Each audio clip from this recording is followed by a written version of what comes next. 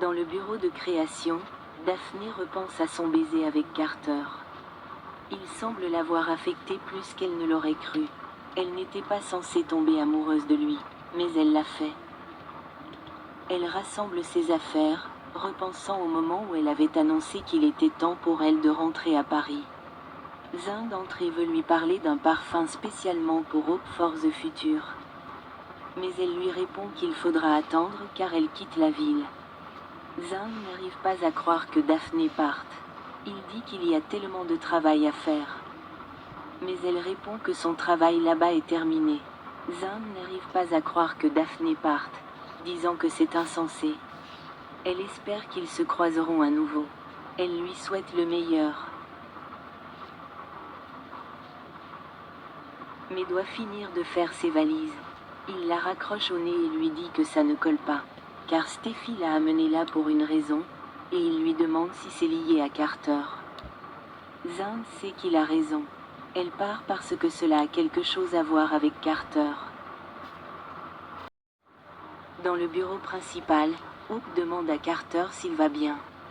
Il semble distrait. Elle remarque le col en dentelle de Daphné et lui demande ce qu'elle avait à dire. Hope renifle le col et le qualifie de « séduisant », mais elle ne parle pas seulement du col, elle parle de Daphné, irrésistible. Carter dit que Daphné a une certaine qualité. Mais il est nerveux.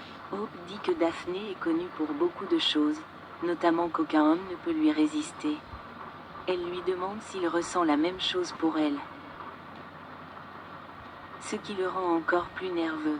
Carter dit à Hope qu'il doit lui annoncer que Daphné quitte Los Angeles et qu'il doit lui expliquer pourquoi. Hope fait l'idiot en attendant ses explications. Carter dit à Hope qu'il l'aime, qu'elle a été si gentille avec lui et qu'elle l'a tellement soutenue. Il ne voudrait jamais la blesser. Elle lui demande s'il lui a déjà fait du mal. Il répond qu'il ne lui cacherait jamais rien et explique que Daphné l'a embrassé. Hope dit qu'elle a tout vu. Carter a l'air angoissé lorsqu'il réalise qu'elle l'a vu. À la maison de la falaise, Steffi n'arrive pas à croire que Taylor veuille qu'elle emménage avec eux parce que Finn l'a mise dans cette situation. Ce n'est pas sa faute, mais c'est là. Soudain, il va vouloir parler au téléphone avec Luna et aussi lui rendre visite. Ridge entre pendant qu'elle parle et Steffi dit que Taylor veut qu'elle emménage. Ridge veut savoir sur quoi il est tombé.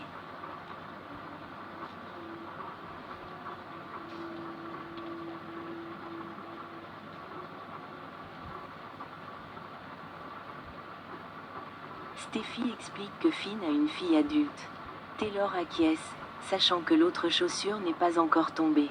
Ridge n'arrive pas à croire que Finn et Poppy étaient ensemble.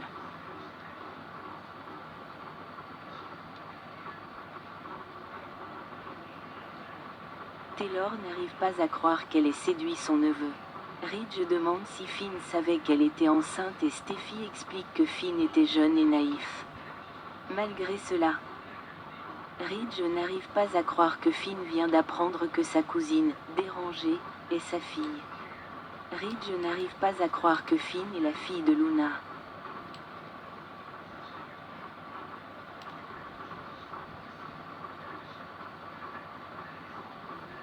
Steffi dit que Poppy a probablement caché la vérité parce qu'elle savait à quel point Lee serait bouleversée. Taylor dit que ça aurait été tellement mieux si Luna avait eu 2 parents pour l'élever. Et Ridge affirme que Finn a amené 2 psychopathes dans sa vie. Taylor dit que c'est exactement pour ça que Steffi doit partir. Taylor rappelle à Steffi que Finn voulait une relation avec Sheila. Malgré tous les efforts de Steffi pour le convaincre du contraire. La même chose se produira lorsqu'il voudra être avec Luna et l'aider. Taylor ne peut pas perdre un autre enfant.